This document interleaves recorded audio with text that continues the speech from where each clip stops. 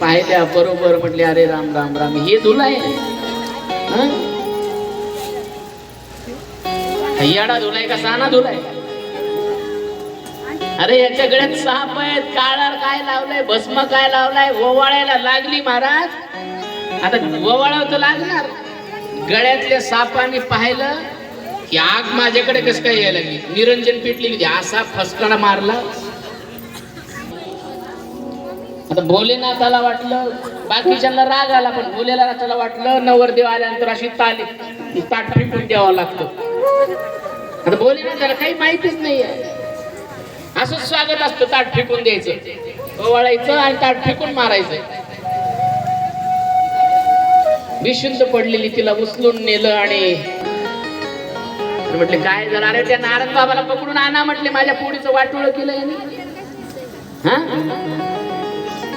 जंगलात राहतो, स्मशानात राहतो, राख लावलेली अंगाला. हे सगळे भूत